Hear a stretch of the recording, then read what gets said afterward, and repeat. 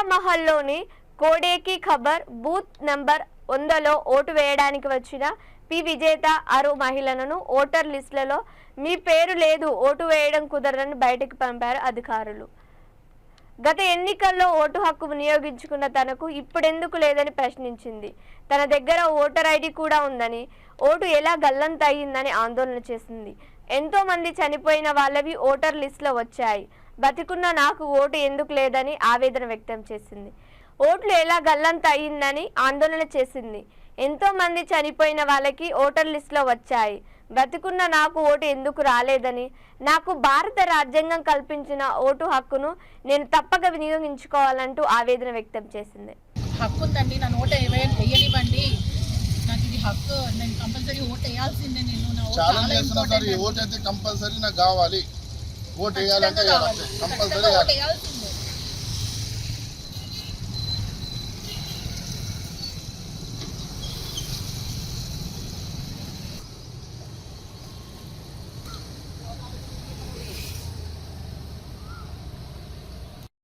నా పేరు విజేత. నేను గోడే ఖబర్ జ్ఞాన్బాగ్ కాలనీ నుండి మాట్లాడుతున్నానండి.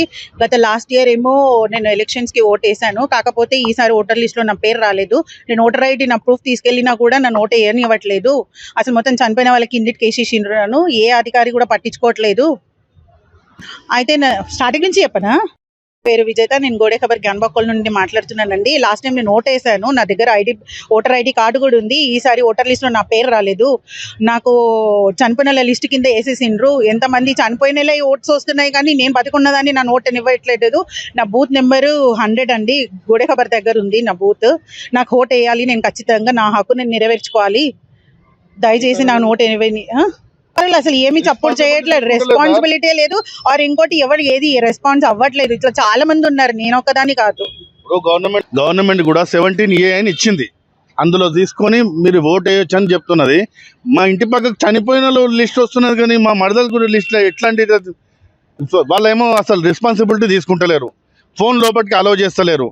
ఇప్పుడు మా అమ్మ కూడా సీనియర్ సిటిజన్ అండి, ఆమె ఇంటికి దగ్గర మర్చిపోయింది ఓటు ఏది ఐడి కార్డు ఫోన్లో చూపిస్తా అంటే ఇప్పుడు ఎయిర్పోర్ట్లో కూడా నడుస్తుంది, ఫోన్లో చూపిస్తే రైల్వే స్టేషన్ నడుస్తుంది. ఈ ఓటర్ ఐడి ఎట్లా నడవదండి? అందులో డబల్ లిస్టులో వచ్చింది పేరు, నాదైతే ఎటు ఏ మూలన లేదు. మొత్తం మేము ఎట్టి పరిస్థితిలో ఓటు వేయాలండి. దీనికి ఏం పరిష్కారం ఏం చేస్తున్నాం? ఓటు అయితే వేయాలి మీరు, ఎందుకంటే మీ దగ్గర ఓటర్ ఐడి లేదు అంటే అది డమ్మీ ఓటు, దొంగ ఓటు అయితే వేరే సార్. ఓన్లీ ఐడి కార్డు చూడండి, మీరు ఉందా లేదా చూడండి.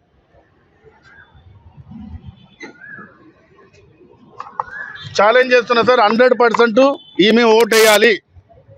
ఎట్లా చేస్తున్నా నాకు తెలియదు, నేను ఓటు అయితే కంపల్సరీ కావాలి నాకు.